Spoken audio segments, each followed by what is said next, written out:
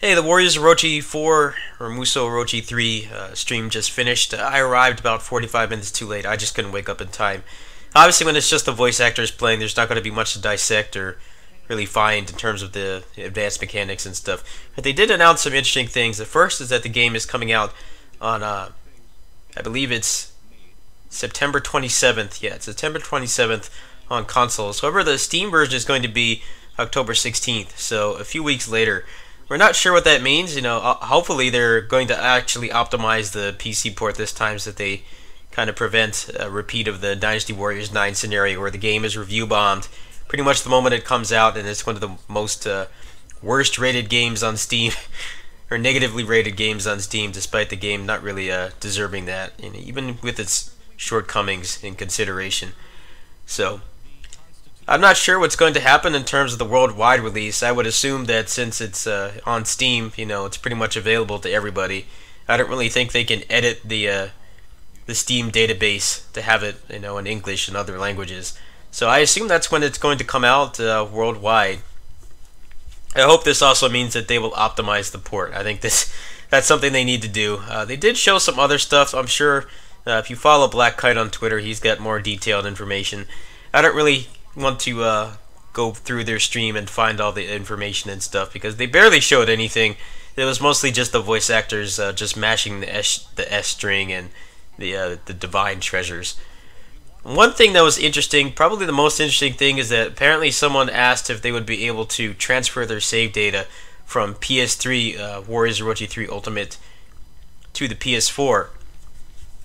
Now, I will probably end up getting a content creator key for this game. They did like the stuff that I did for Dynasty Warriors 9, so that's not completely out of the question. However, that would give me a pretty massive advantage because I put hundreds of hours into the Japanese version.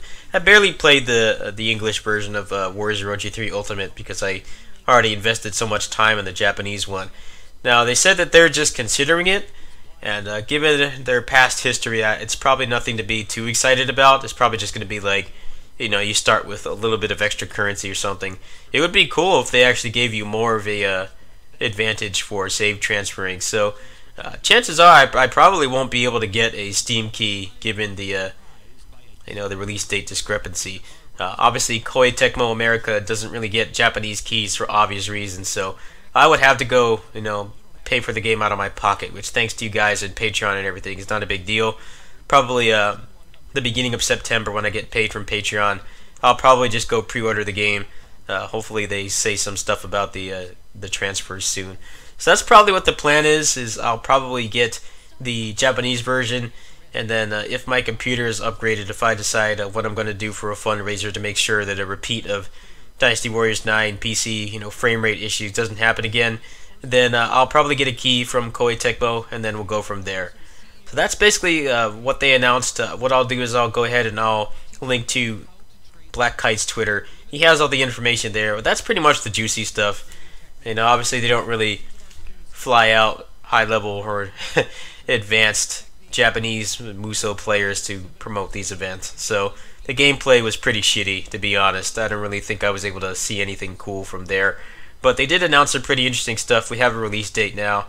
I think one of the worst things about this game in terms of the release is that there's no successor to the Vita, so you're not going to have a cross-save feature, which was a really nice thing to have with Warriors Orochi 3 Ultimate, is you could transfer your saves back and forth with the cross-save feature. You're not going to have that this time, so these games are like massive games, so they take hundreds of hours to finish, and at the very least a couple dozen to even finish just the basic story. So I think buying the Switch version, double dipping on that is going to be a lot less practical than it was for the other games.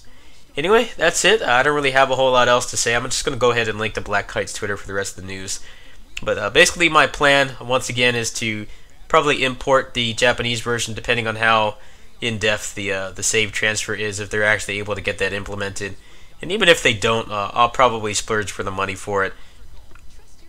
And then once the Steam version comes out, I'll try to get a key for that, and then probably play that one more seriously since the frame rate already looks like it's struggling on the PS4, to be honest. I don't want to imagine what it's like on base PS4. The footage that they're showing right now is on PS4 Pro. The Sacred Treasures just completely tanked the frame rate. So I think in order to like actually enjoy the game, I'm probably going to be looking towards the PC version. Obviously, they're flying to E3 right now. We're probably going to get some more information about it in English over the weekend. So hopefully, we'll get a confirmation that the Steam date that they announced for the Japanese version is going to be the worldwide release, and then we'll hopefully see some footage and get some confirmation that it's not such a shitty port this time. Anyway, that's it. I'll catch you guys later. Peace.